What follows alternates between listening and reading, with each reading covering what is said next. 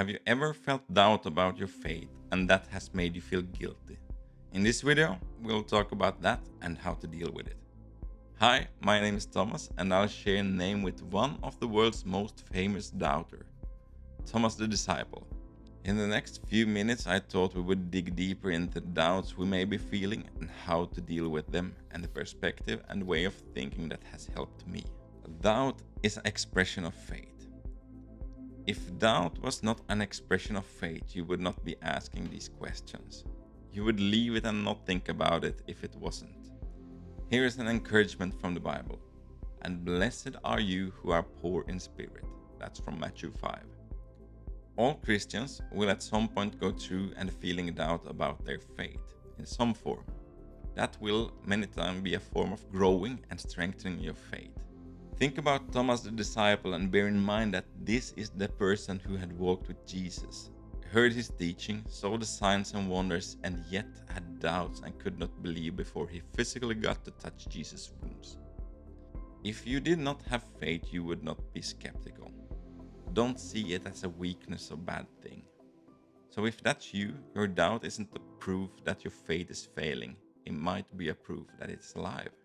And that brings us to my next point. The word skeptic in Greek means one who investigates, one who asks questions. One who investigates. That's something for all of us to aim for, right? I would say that the Bible encourages to it, not to stay in doubt but to ask questions and search answers. Do not treat prophecies with contempt but test them all, hold on to what is good, reject every kind of evil. 1 Thessalonians 5. This is the reason why it is so important to search the truth from the Bible, not blindly accept everything we hear on YouTube or in books. And if we continue to read a bit, always be prepared to give an answer to everyone who asks you, to give reason for the hope that you have. But do this with gentleness and respect. 1 Peter 3. The key is, which brings us to my third and last point. It is what we do with our doubt that matters. Being a skeptical is something good because it makes us someone who asks questions and investigates. Without being a skeptical, we would not ask questions, and that would be a bad strategy to deal with doubt.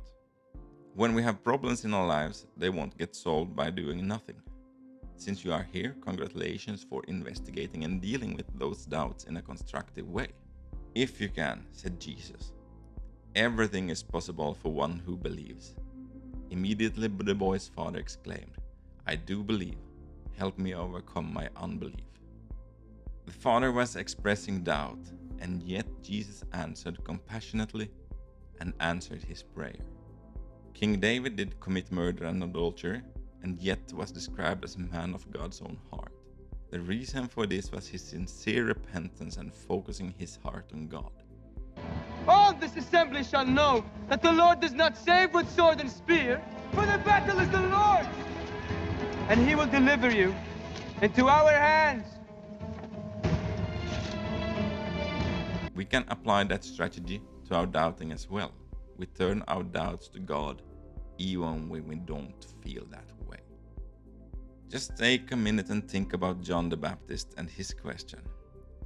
When John, who was in prison, heard the deeds of the Messiah, he sent his disciple to ask him, Are you the one who is to come, or should we expect someone else? How should I deal with them? The strategy we should apply is to turn our doubts towards God and not run away from Him.